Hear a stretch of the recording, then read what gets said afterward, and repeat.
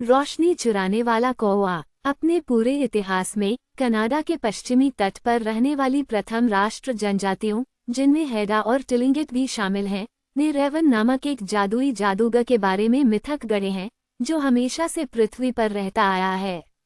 तब दुनिया बहुत नई थी, वहाँ बिल्कुल भी रोशनी नहीं थी, हर कोई अंधेरे में रहता था। एक जगह से दूसरी जगह जाने, शिकार करने और मछली पकड़ने और यहाँ तक कि खाने के लिए जामुन खोजने के लिए लोगों को अपने हाथ बढ़ाकर परिचित पेड़ों, चट्टानों, पानी और जमीन में धक्कों को महसूस करना पड़ता था। वहाँ कोई रोशनी नहीं थी क्योंकि स्वार्थी स्काई चीफ ने सब कुछ एक बॉक्स में छिपा कर रखा था, जिसे उसने अपने बड़े घर में अपने पास रखा था। इससे रेवन बहुत क्रोधित हुआ, इसलिए उसने चीफ के घर के अंदर घुसने और बॉक्स चुराने की योजना बनाई। ऐसा करने के लिए उसने सबसे पहले खुद को एक छोटी सी चीड़ की सुई में बदल लिया।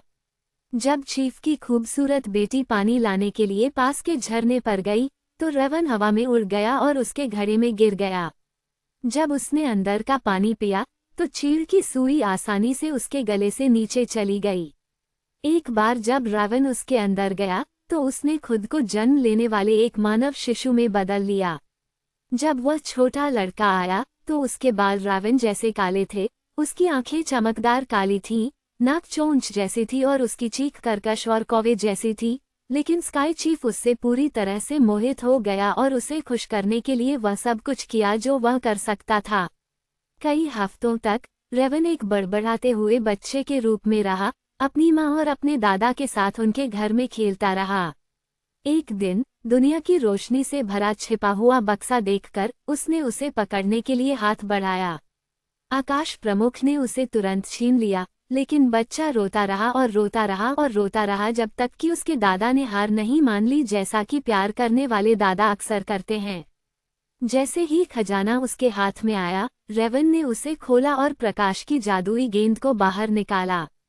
तुरंत वो वापस पक्षी में बदल गया, अपनी चोंच में गेंद को पकड़ा और घर के धुएं के छेद से होकर आकाश में उड़ गया। जैसे जैसे वह कई पहाड़ों, नदियों और महासागरों से गुजरा, वह थक गया और उसने आधी रोशनी गिरा दी। ये 1000 टुकड़ों में बिखर गई, जो सितारे और चांद बन गए। अंत में अपनी यात्रा से थकाकर रेवन ने बची हुई सारी रोशनी छोड़ दी और यह आकाश में भर गई। उसका कीमती भार सूर्य में बदल गया था।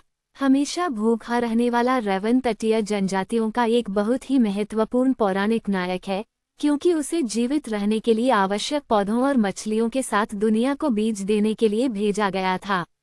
उनके कई मिथक उसके बारे में हैं और प्रत्येक के कई अलग अलग संस्करण हैं।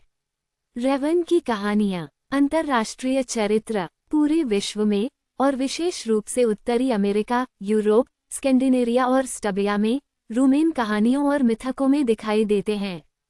हेलो दोस्तों, गब्राल आप सभी का स्वागत करते हैं हमारी जादुई दुनिया में। आप सभी से अनुरोध है कि वीडियो को लाइक करें और चैनल को सब्सक्राइब करें और कमेंट में बुकवर्म टाइप जरूर करें।